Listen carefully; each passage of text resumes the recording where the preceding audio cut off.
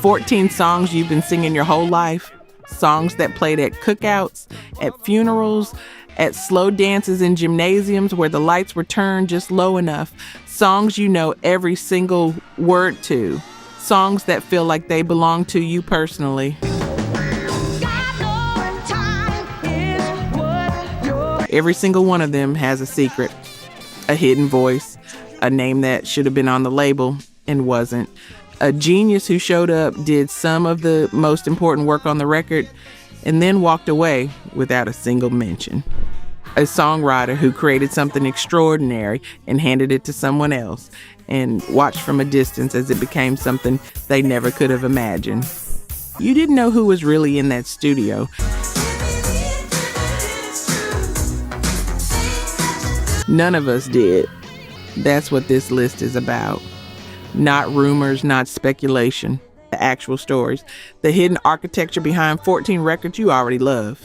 And by the time we get to number one, I promise you, the way you hear R&B is never quite going to be the same. Let's get into it. Number 14, the Isley Brothers, Testify, 1964. Here's where we start. 1964, New York City, Harlem, and the Isley Brothers needed a guitarist. They were building something real. Shout had already shown what they were capable of, but they needed someone who could match their energies, someone who felt the music at the same frequency they did. The black folks said, come on, you sound so mighty good, children. An associate named Tony Rice came to Ronald Isley with a name, said there was this kid, said he was the best, said he played a right-handed guitar upside down with his left hand. Ronald Isley said, oh, come on, he can't be that good. But the kid showed up to audition. No money, no permanent address. If you want to have some soul, if you want to be a witness. Everything he owned in the world was crammed inside an empty guitar case. And I mean everything. He had to borrow a guitar from someone in the room just to play. Then he started playing. The brothers hired him that afternoon. His name was Jimi Hendrix, 22 years old. In about 2 years, the entire planet was going to know him as Jimi Hendrix, one of the greatest musicians in the history of American music. The man who would redefine what an electric guitar could do, the headliner at Woodstock. I know James can testify. Come on, son. Go ahead, son. But right now, he was broke, unknown, living out of a guitar case in Harlem, and he was about to play guitar on a record called Testify. Music historian Richie Unterberger called his playing on that track one of the finest examples of his pre-fame recordings. I want you to listen while I testify. Maybe I can help you to get some soul and build. Listen closely, and it's already there. That raw, fluid, slightly unhinged energy. Churning rhythm chords, blues-inspired solo breaks that sound like something breaking loose.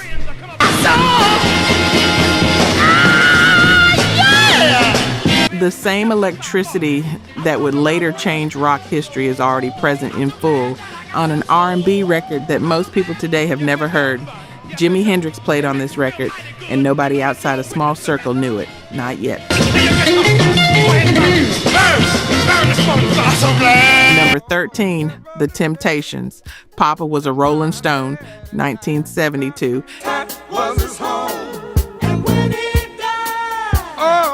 You know that opening, that bass line, deep, slow, ominous, rolling in like something heavy is about to happen, and then almost a full minute of pure atmosphere before a single lyric is spoken. It was the 3rd of September. What a day in his life. And mama. Papa Was a Rolling Stone is one of the greatest R&B records ever made. 12 minutes and 1 second in its full version. Grammy winner. Billboard #1. A song so cinematic and so perfectly constructed, it sounds like a film score for a life that's quietly falling apart at every seam. Here's what most people don't know. I never got a chance. Norman Whitfield wrote it, but he didn't write it for the Temptations. In 1971, a Motown group called The Undisputed Truth recorded it first. Same songwriter, Same basic concept, same structure, and it went essentially nowhere. Barely a ripple. Mama just hung her head and said, son, Whitfield believed in that song far too much to let it disappear, so he brought it to the Temptations, and here's the part that matters. He expanded it, stretched it out, trusted the groove enough to let it breathe for nearly a full minute before anyone said a word. That decision alone changed the language of R&B production. It told producers you didn't have to rush the audience, that silence and space could carry as much emotional weight as any vocal. That restraint was its own kind of power. The Temptations took it to number one, won Best R&B Song at the Grammy Awards. It became one of the most sampled records in hip-hop history. The Undisputed Truths version, most people have never once heard it. Same song, different hands, completely different result. Real talk, only 9% of you are subscribed. That hurts. We're spending hours digging through archives, fact-checking every detail, bringing these stories back to life. And if you're watching this far, you clearly care. So hit subscribe. It's free and takes 2 seconds. Now, to my subscribers, barely any of you have joined the membership. And honestly, that stings even more. You know the work we put in. You keep coming back. If these videos have ever made you feel something, if this music means something to you, join the membership. It's $1 coffee a month, and it's the only way we keep this going. Let's build this together. All right, back to it. Number 12, Sam and Dave, Soul Man, 1967. Born in a small town, country farm, man gave me a hand. You know Soul Man. Of course you do. It showed up in movies, in sporting events, in every party playlist for 50 years. Sam Moore and Dave Prater performed it with the kind of raw, physical energy that still sounds like something's on fire.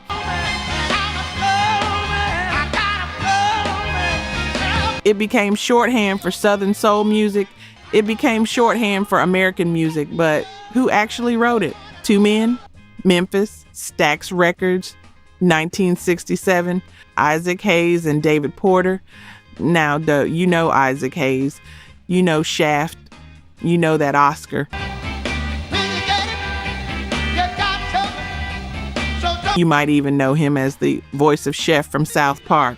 Isaac Hayes became one of the most recognizable figures in American popular culture. But in 1967, Isaac Hayes was 25 years old. No Oscar, no gold chains, no solo career to speak of.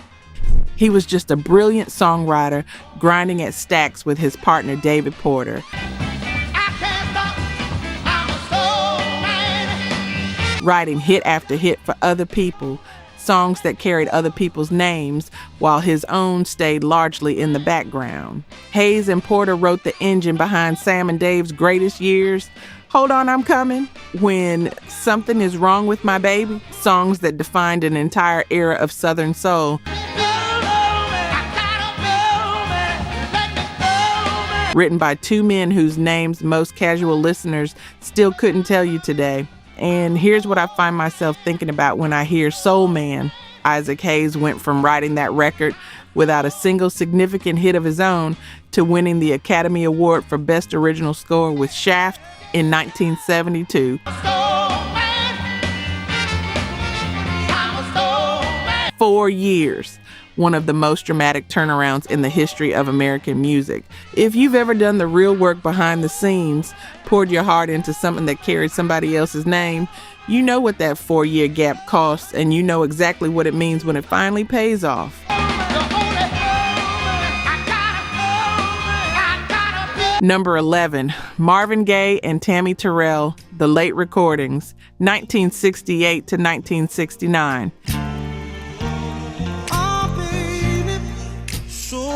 Before we get into this one, I need you to understand the full weight of what happened. Marvin Gaye and Tammy Terrell made some of the most beautiful music in the history of recorded R&B together. Your precious love ain't nothing like the real thing. You're all I need to get by.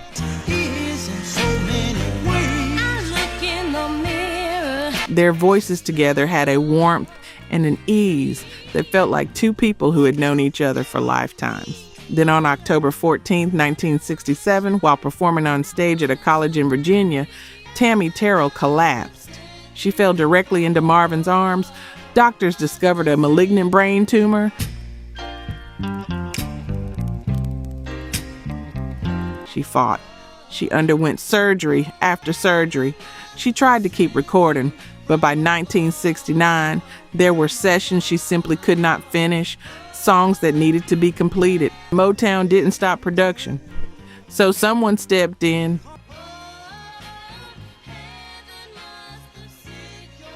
Her name was Valerie Simpson, one half of Ashford and Simpson, the team that had written nearly every great Gaye Terrell duet.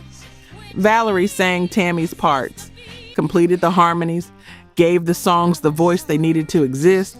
Motown denied it for years, denied it publicly, denied it when journalists asked directly.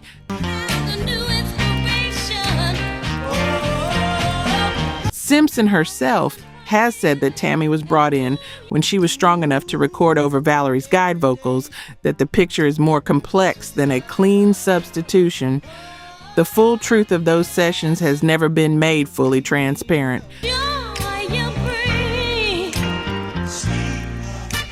But those songs you love from that period and the warmth, the connection, there may be more in them than the credits ever told you. More complexity, more heartbreak behind the glass. Tammy Terrell died on March 16, 1970. She was 24 years old.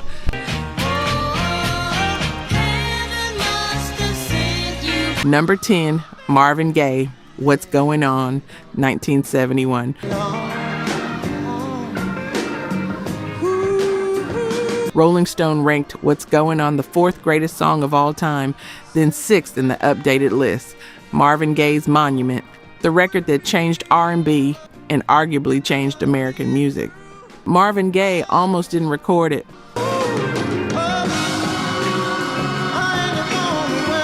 The song was brought to him by Obie Benson, the bass singer of the Four Tops. Obie had been on a tour bus in May 1969 when it rolled through San Francisco. The bus drove past Berkeley's People's Park, where police were attacking anti-war protesters, kids getting beaten in the street while other kids were being sent overseas to die in Vietnam.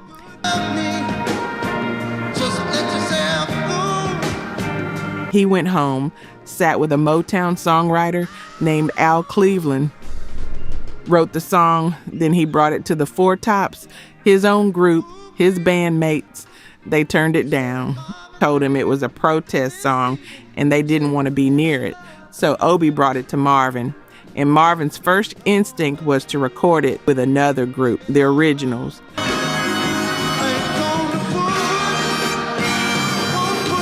A Motown vocal quartet he was producing at the time.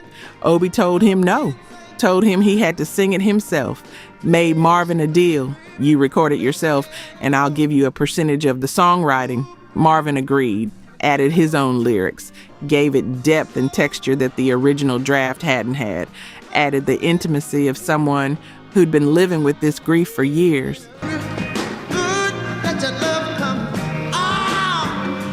Berry Gordy heard it and called it directly in these words, "The worst thing I've ever heard in my life." He refused to release it. Marvin refused to record anything else unless the song came out. A full standoff. The song was eventually released without Gordy's full blessing. It sold over 200,000 copies in a week. And one more thing, that warm conversational atmosphere you hear at the start of the record, the voices chatting, the party-like feeling before the song begins. Two of those voices belong to Mel Farr and Lynn Barney, Detroit Lions football players. Friends of Marvin's, He asked them to come in and just talk. Just be human. A song about war and injustice opened by two NFL linemen having casual conversation. That's Marvin Gaye.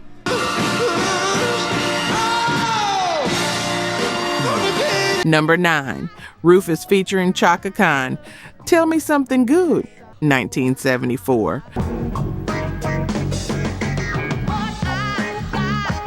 Rufus and Chaka Khan were hungry. Real talent, genuine chemistry, but they were still finding their thing, still searching for the record that would make everything click. And then Stevie Wonder wrote them a song.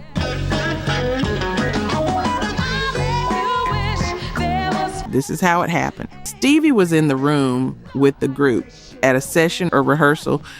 Accounts vary slightly on the exact details, and he sat at a keyboard and played them something raw and funky and direct, nothing like what bands were being expected to put on the radio in 1974.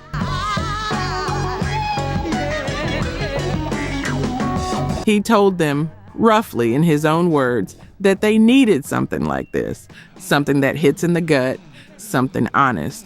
The song was Tell Me Something Good, and it hit number 3 on the Billboard Hot 100, won the Grammy Award for Best R&B Song in 1975.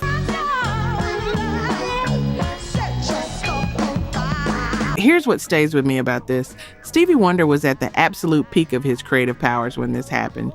Inner Visions was fresh. Talking Book was still reverberating. He was in the middle of one of the most extraordinary creative runs in the history of R&B music. And in the middle of all that, he stopped. He heard a group that needed something, and he gave them what he heard. You know that feeling when someone gives you exactly what you needed at exactly the right moment without you even having to ask, and you know they didn't have to? That's what this was.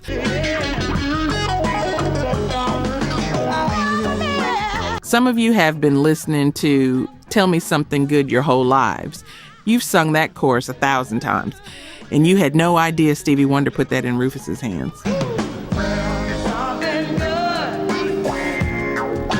Number 8, David Bowie, Young Americans, 1975.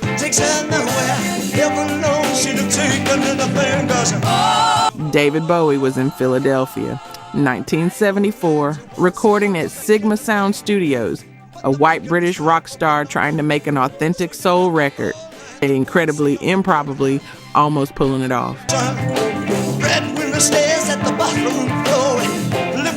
His guitarist, Carlos Alomar, brought in a group of backing singers, and one of them was a young man from New York City, 24 years old, hadn't broken through yet, still living with his mother, had never once left New York. Bowie overheard him singing, not during a formal session, not performing, just sitting on a couch somewhere in the studio, doing his thing naturally. Am I still too young? It takes a hand and Bowie stopped, listened, and then invited him into the session officially.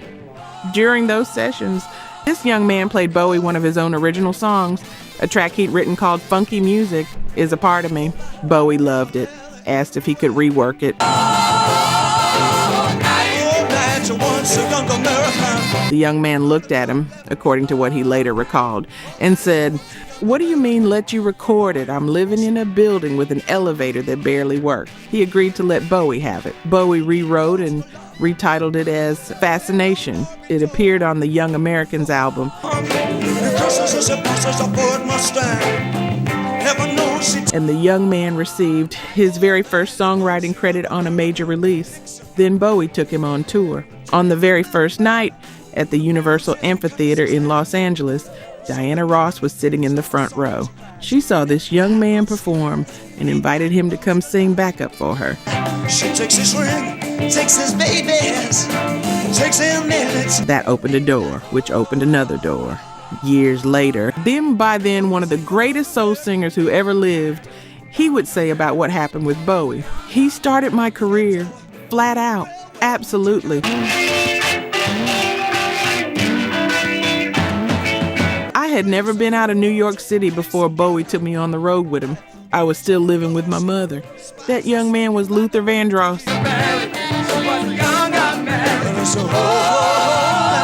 Number 7, Earth, Wind, and Fire, After the Love Has Gone, 1979.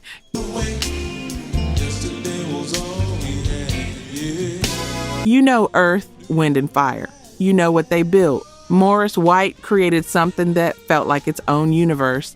The Egyptian mythology, the horn arrangements, the layered harmonies, the sheer spectacle of it, an undeniable force.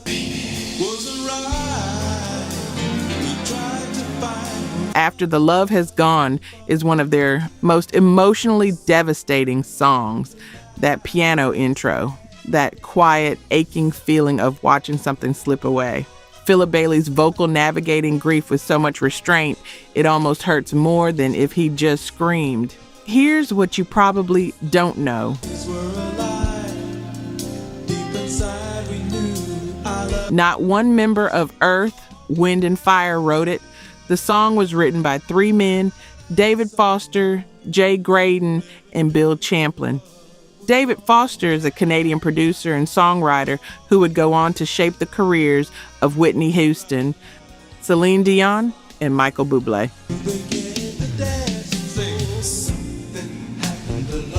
Jay Graydon was a session guitarist and producer.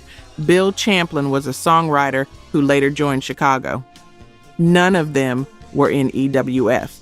None of them came from that world. But Morris White heard something in what they brought him. He recognized that a great song doesn't care where it comes from. It only cares what you do with it.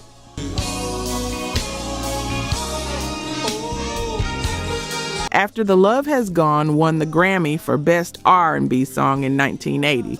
And if you've ever heard that song at the end of something, sitting in a quiet room somewhere, trying to figure out what just happened, trying to name a feeling that doesn't quite have a name yet, you know why it still does what it does decades later? Number 6 is next, and this one involves a snake. Number 6, Diana Ross, Muscles, 1982. Michael Jackson was 3 months away from releasing Thriller, the most anticipated album in the history of pop music. The world was waiting, and Michael Jackson was on a Concorde jet, flying from London back to Los Angeles after working on a Paul McCartney project. Somewhere over the Atlantic at roughly 60,000 feet, traveling faster than the speed of sound, a melody came to him. He had no tape recorder, just him and this song forming in his mind for 3 hours. He later said, "I had to suffer for like 3 hours." The moment he landed, he got it down on tape. He wrote it for Diana Ross. And here is the detail that makes this story exactly what it is.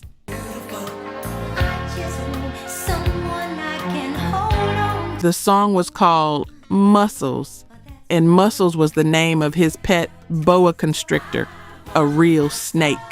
Diana Ross had visited his house.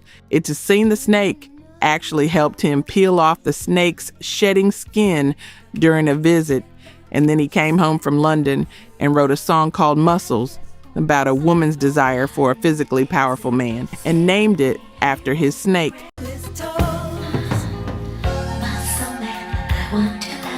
Michael produced the entire record, arranged everything, played the instrumental foundation, and sang uncredited background vocals. This is 3 months before Thriller, 3 months before he became, without any real argument, the most famous entertainer on the planet. And he was in a studio, quietly, without any need for recognition, singing harmonies on a Diana Ross record. Muscles hit number 4 on the R&B chart, number 10 on the Hot 100. Diana received a Grammy nomination for it. Millions of people heard it. Almost nobody knew who was really behind it. And I think about that sometimes. The most famous person in the world, 3 months before the world fully understood what it was looking at, still just making music because he loved making music.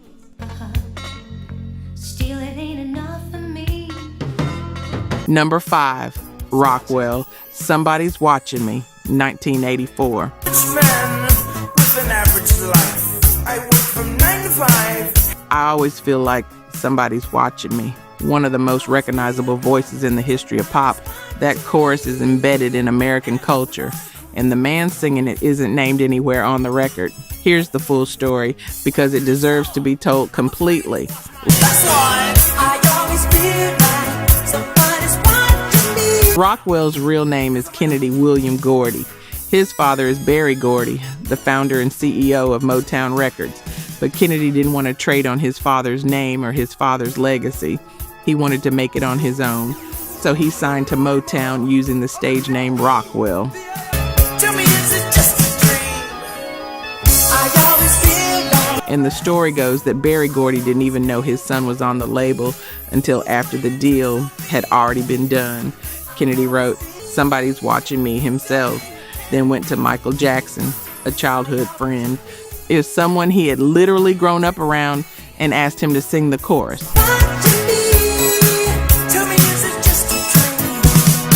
Michael brought in his brother Jermaine for background vocals. Neither of them was officially credited on the label. Berry Gordy eventually heard the finished record, and the story goes that he listened, heard the voice on that chorus, and said it sounded familiar.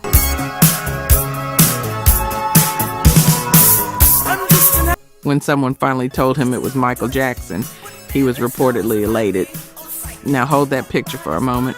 Michael Jackson is in the middle of the Thriller era, arguably the most famous human being on the planet, and he's singing backup on his friend Kennedy's debut record as a favor, because they grew up together.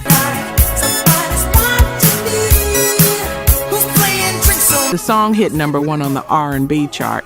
It went top 5 on the Hot 100. Some people genuinely thought it was a Michael Jackson record. Motown, from what's been reported, didn't go out of their way to correct that perception.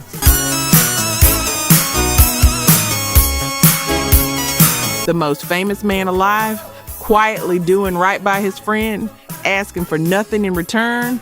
Some of y'all just thought about somebody in your own life when I said that. I know you did. Number 4 is coming in. This one has Prince's fingerprints all over it. I always feel like somebody's watching me. Number 4, Chaka Khan, I Feel For You, 1984. Prince wrote I Feel For You in 1979. He was 21 years old. He put it on his self-titled second album. It was interesting, funky, it didn't quite break through. 5 years later, producer R.F. Martin gave it to Chaka Khan. And what happened in that studio changed the song into something its original author might not have fully recognized. First, R.F. brought in Mel Mel, one of the most important voices in hip-hop history, from Grandmaster Flash and the Furious Five. Mel Mel opened the track with a rapid-fire chant of Chaka's name. Chaka Khan, let me rock you. Over and over. Nobody had fused hip-hop and R&B together like this before.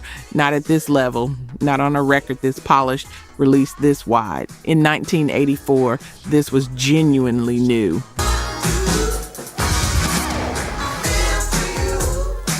Then Stevie Wonder walked in.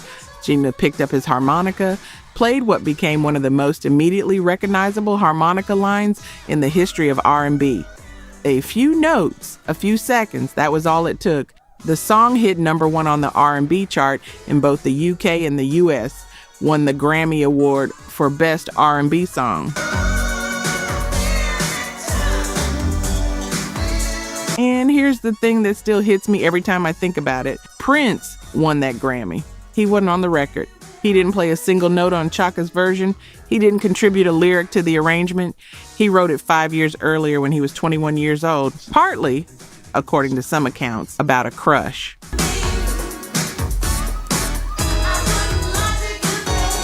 And then 2 of the greatest musicians in the world walked into a studio and transformed it into something that earned him an award. Prince, Stevie Wonder, Mel Mel, Chaka Khan, R.F. Martin, One song. That's what one song can hold. Number 3, and this one might be the most personal story on the entire list. Number 3, Aretha Franklin, Respect, 1967. Otis Redding wrote Respect in 1965. He recorded it himself. His version was slower, more pleading. The voice of a man coming home from hard work, asking his woman for something simple.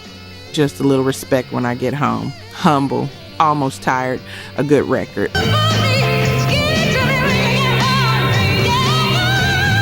Aretha Franklin walked into Atlantic Records in New York in early 1967. She'd spent 6 years at Columbia Records being wrapped in pop arrangements that couldn't contain her. Atlantic finally gave her the room to be herself completely. And one of the first things she did was take Otis Redding's song apart.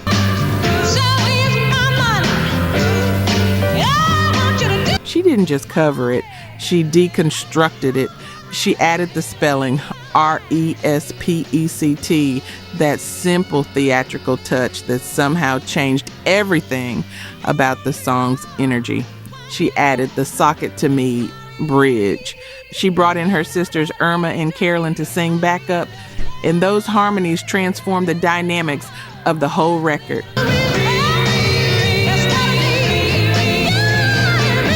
The demand in her voice was no longer humble. It was not asking, it was declaring. Otis Redding heard her version, and he told people with genuine love, with total admiration, that little girl stole my song. 2 years later, Otis Redding was dead. A plane crash. He was 26 years old.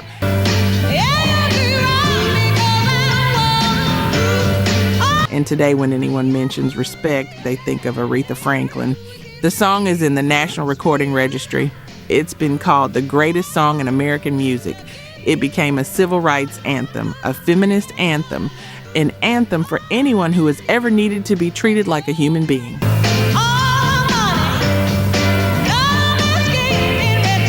Otis wrote it. Aretha made it eternal. And somewhere in the space between those two facts is one of the most important lessons music has ever taught about what happens when a song finds its truest voice.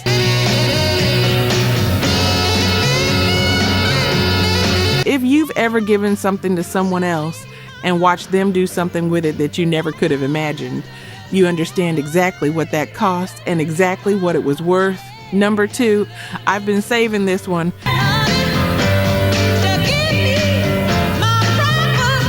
Number 2, Marvin Gaye and Tammy Terrell, Ain't No Mountain High Enough, 1967. Here's something about this song that changes everything the moment you hear it. The chemistry between Marvin Gaye and Tammy Terrell on that record feels like two people who are completely in it together. The warmth, the ease, the way their voices find each other and lock in. It sounds like love. It sounds like two people who can't imagine being anywhere else.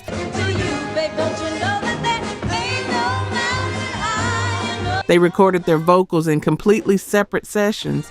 Tammy recorded her part first, alone in the studio, nervous, reportedly without having fully rehearsed the lyrics. Producers Harvey Fuqua and Johnny Bristol ran the session. Then Marvin came in on a different day and recorded his part. The producers layered them together afterward. The chemistry you hear, that feeling of two people in the same room, breathing the same air, finishing each other's thoughts, was constructed in post-production. Built from pieces, two voices finding each other across tape. And stay with me on this, because this is the part that matters. No matter how far, don't worry, baby, just call my name. In October of that same year, 1967, the same year Ain't No Mountain High Enough was climbing the charts, Tammy Terrell collapsed on stage in Virginia during a performance, fell directly into Marvin's arms. She had a brain tumor. She was 22 years old.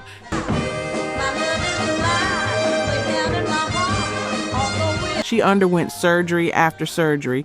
She fought for 3 years.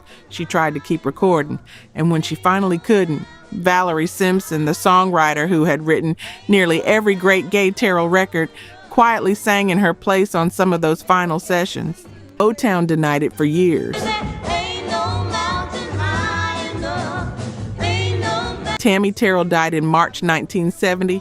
She was 24, and Marvin Gaye was so devastated he couldn't perform for over a year. He withdrew, grieved, received letters from his brother Frankie in Vietnam, watched the world go sideways, and out of all of that, the grief, the loss, the rage at what life had done, he wrote, "What's Going On?" To keep me from getting to you, babe. That's the through line. Ain't No Mountain High Enough leads directly to the greatest album Marvin Gaye ever made. Through heartbreak, through loss, one voice led to another.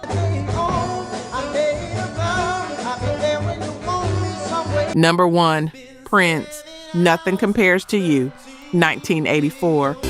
Since you've been gone, I can do whatever I want. Prince wrote this song in under an hour. He was at his warehouse studio on Flying Cloud Drive in Minneapolis in 1984. He'd been watching the Jacksons on their victory tour, and something about that night had moved him. He went home, sat down with producer Susan Rogers, and wrote, Nothing Compares to You.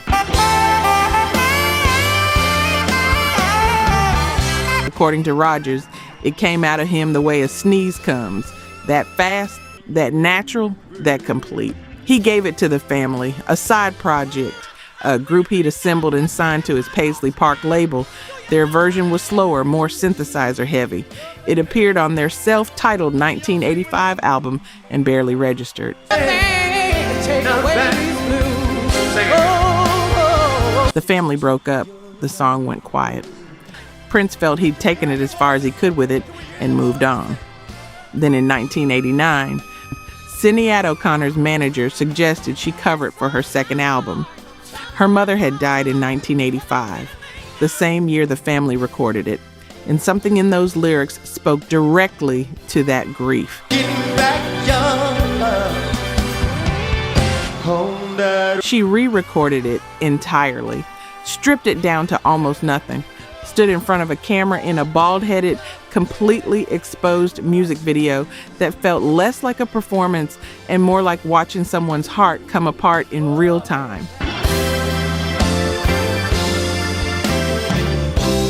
Nothing Compares to You hit number 1 in 14 countries. Billboard named it the number 1 world single of 1990. It's now preserved in the National Recording Registry, and Prince, who wrote it in under an hour in 1984 in Minneapolis and then gave it away, was credited as the songwriter every single time it played anywhere on earth. When asked about her version, Prince said, I look for cosmic meaning in everything. I think we just took that song as far as we could, then someone else was supposed to come along and pick it up. He wrote it. He gave it away. And the version he gave away became one of the most emotionally devastating recordings in the history of popular music. Imagine writing something that profound in under an hour. Imagine giving it away. Imagine watching from a distance as someone else takes it to a place you couldn't have reached and feeling not lost, but cosmic completion. That's what collaboration looks like when it comes entirely from a place of generosity.